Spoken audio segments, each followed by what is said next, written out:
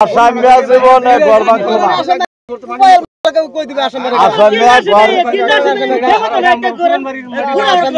আসামিয়া জীবন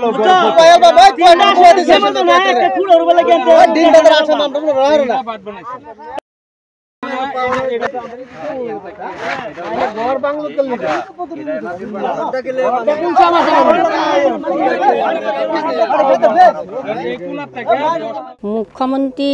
হিমন্ত বিশ্ব শৰ্মা ছাৰক অনুৰোধ কৰিছোঁ যাতে আমাৰ যিখিনি বৰবিলৰ মাটি পৈতৃক সম্পত্তি সেই মাটিখিনি তেখেতে যাতে অতি সোনকালে ব্যৱস্থা এটা কৰি আমাক ঘূৰাই দিয়ে আৰু এতিয়া মানে মুছলমানৰ মিয়া আৰু মতা মানুহ একেলগে আহি আমাৰ যিখিনি মানুহ গৈছিলে তেখেতসকলক মানে কাটি পেলাই নদীত ভেচাই দিব।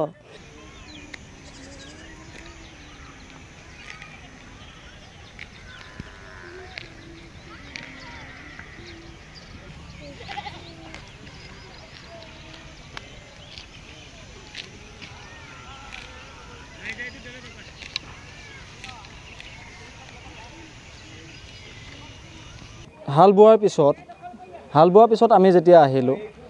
মিয়া তাত মিয়া মানুহখিনিয়ে যিহেতু আছাদ আলীৰ লগত বহুতো জড়িত হৈ আছে, গতিকে সেই আছাদ আলীৰ লগত যিখিনি মিয়া জড়িত হৈ আছে সেই মিয়াই আমাৰ অসমীয়া খিলঞ্জীয়া মানুহখিনিক এনেকুৱা এটা ভয় দেখুৱাইছে যে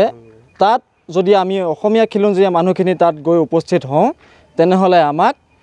দাৰ জাঠি জোং লৈ কাটি নদীত উটুৱাই দিব হেনো।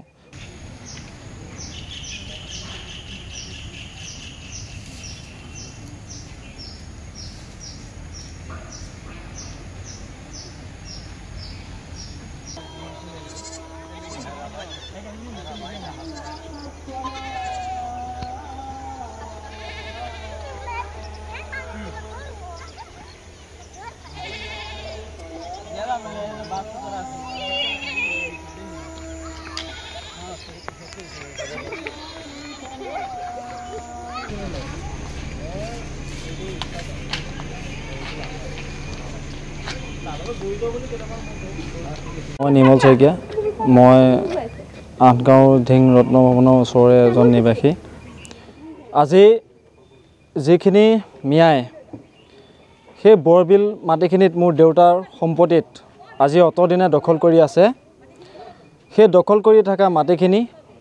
আজি সিদিনা গৈ লৈ পেলাই তাত আজি ইয়াৰ পৰা বহুতখিনি অসমীয়া খিলঞ্জীয়া মানুহ গ'লোঁ। যোৱাৰ পিছত তাত নিজৰ মাটিখিনি যেতিয়া হাল বোৱাৰ পিছত আমি যেতিয়া আহিলোঁ তাত মিয়া মানুহখিনিয়ে যিহেতু আছাদ আলীৰ লগত বহুতো জড়িত হৈ আছে, গতিকে সেই আছাদ আলীৰ লগত যিখিনি মিয়া জড়িত হৈ আছে সেই মিয়াই আমাৰ অসমীয়া খিলঞ্জীয়া মানুহখিনিক এনেকুৱা এটা ভয় দেখুৱাইছে যে তাত যদি আমি অসমীয়া খিলঞ্জীয়া মানুহখিনি তাত গৈ উপস্থিত হওঁ তেনেহ'লে আমাক দাৰ জাঠি জোং লৈ কাটি নদীত উটুৱাই দিব হেনো। গতিকে এইটো মই এটা অনুৰোধ কৰিছোঁ যে মুখ্যমন্ত্ৰী ডক্টৰ হিমন্ত বিশ্ব শৰ্মা ছাৰক যে আমাৰ অসমীয়া খিলঞ্জীয়া মাটিখিনি আমাৰ অসমীয়া পিতৃ সম্পত্তিখিনি যে আমাক ঘূৰাই দিয়ক। গতিকে সিহঁতে যাতে অস্ত্ৰ তুলি ল'বলৈ হাতত সাহস নাপায়, গতিকে আমাক ডক্টৰ হিমন্ত বিশ্ব শৰ্মাই আমাক সহায় কৰাব। গতিকে আমাৰ সেইখিনি পিতৃ সম্পত্তি আমাক যদি গোটাই দিব পাৰে হিমন্ত বিশ্ব শৰ্মা ছাৰে, তে সেইটোৱে অনুৰোধ কৰিলোঁ তেখেতক। আৰক্ষীৰ ভূমিকা কেনেধৰণৰ? আৰক্ষী ভূমিকা আপোনাৰ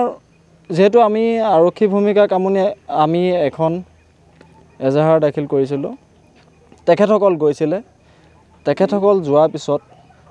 তেখেতসকলে একো এতিয়ালৈকে আমাক। মোৰ নাম গীতা কলিতা, মোৰ ধিং আঠগাঁও নিৰ্বাসী বোৱাৰী, বৰ্তমান ধিঙৰ বোৱাৰী। মোৰ শহুৰ দেউতাহঁতৰ মাটি আছিলে, আজি 3 পাৰ আগতেই গৈ আছে তালৈ মাটি হেৰি কৰিবলৈ, কিন্তু বহুত চেষ্টা কৰিছে, নাই পৰা নাই। মাজতে গৈছিলে, গৈ চাই চিতি পুলিচো গৈছিলে, পুলিচো সেয়া মাটি হেৰি কৰি একো কৰিব নোৱাৰিলে। কিন্তু আজি 3 দিনৰ আগত গৈছিলে আগত যাওঁতে মানে মাটি ওচৰ পাইছিলগৈ সেহেঁতে মানে বহুত হেৰি কৰিলে জাঠি জোং লৈ আহি মানুহখিনিক মানে আক্ৰমণ কৰা আদি কৰিবলৈ ধৰিছে আৰু যেনে তেনে মানে মানুহখিনি বাচি আহিছে আৰু মই মানে ইমান চিনি নাপাওঁ মাটিখিনিলৈ গৈ পোৱা নাই কিন্তু মোৰ মানুহজনে আহি পেলাই কৈছে মোৰ মানুহজনো গৈছিলে সেইদিনা সেহেঁতে জাঠি জোং লৈ আহি পেলাই মানে আগুৰি ধৰিছে হিয়া যেনে তেনে প্ৰাণ ৰক্ষা কৰি সৰু নাও এখনত মানে বাচি আহিছে এইকাৰণে মানে মহোদয় মন্ত্ৰী ডাঙৰীয়াক আগৰ পৰাও কৈ আছোঁ আৰু ইয়াৰ আগতো এবাৰ কৈছোঁ মহোদয় মুখ্যমন্ত্ৰী ডাঙৰীয়াই যাতে আগনতো শুনিছোঁ বহুত এনেকৈ দখল দিছে কাৰণ আমি বহুত দুখীয়া মানুহ আমাক সেইখিনি নকৰিলে আমি খেতি নকৰিলে খাবলৈ নাপাওঁ সেইখিনি মাটি আমাৰ মানে সেহেঁতে দখল কৰি খাই আছে ইমান যে টকা উপাৰ্জন কৰিছে সেইখিনি মাটি লৈ লাখ লাখ টকা কিন্তু আমি মানে সহি এতিয়া থাকিব পৰা নাই সেইকাৰণে মানে মানুহকেইজনক পঠিয়াই দিলোঁ দিয়াতে মানে সেহেঁতে বহুত অপব্যয় কৰিছে মানে অত্যাচাৰ কৰিবলৈ ধৰিছে আৰু যেনে তেনে বাচি আহিছে সেইকাৰণে মুখ্যমন্ত্ৰী ডাঙৰীয়াক বাৰে বাৰে অনুৰোধ কৰি আছোঁ সেইখিনি মাটি যাতে আমাক উভতাই দিয়ে তেওঁ আপোনালোকৰ এই গাঁওখনত কিমানটা পৰিয়ালৰ তাত আমাৰ এইখিনি মানে আমাৰ এই 48 ঘৰমান মানুহ আছে আৰু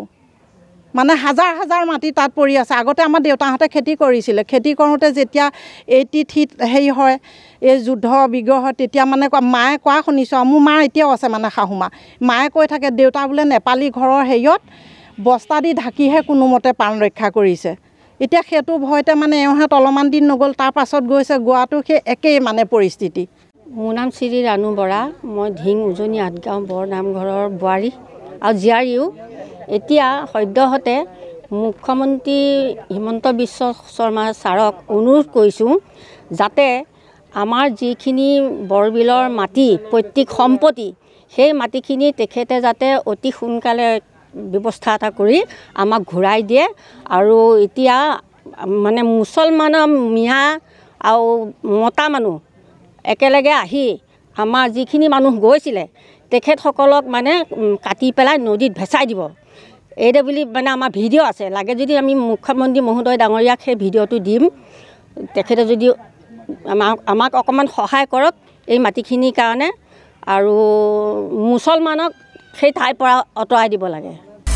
আপুনি বিচৰা বাতৰি পাব কেৱল নিউজ 18 এপত